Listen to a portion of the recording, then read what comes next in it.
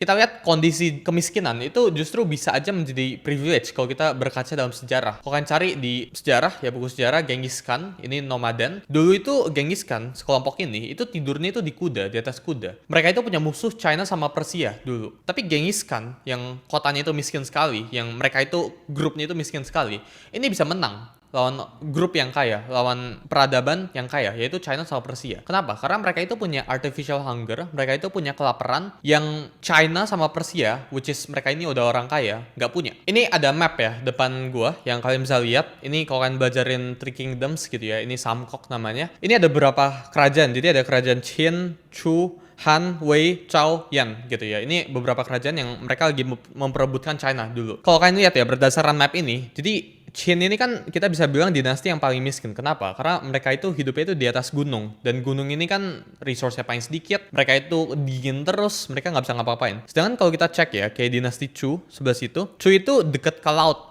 Ya, jadi kalau deket ke laut ya maka lu bisa dapetin resource lebih banyak dan lu bisa ngetrain orang-orang itu lebih banyak. Ketika sebuah negara kayak gini ya, ini lu lihat nih, Chu, Han, Wei, Chao, Yan, sama Qin ini, mereka ini bertaruhan buat China. Kalau kita analisa, dinasti yang seharusnya menang atau kelompok grup yang seharusnya menang, itu harusnya antara Chu atau Han gitu. Tapi kenyataannya, atau Qin lah itu yang di atas itu. Karena mereka itu dekat ke laut dan mereka itu bisa dapetin resource yang baik. Sedangkan yang Qin ini, mereka ini nggak bisa cari resource apa-apa ya, mereka itu susah, pengen dapetin air itu susah, dapetin air bersih itu susah, mereka itu hidupnya di gunung, mereka itu miskin. Tapi mereka yang susah kondisinya, yaitu Qin ini, justru jadi pemenangnya.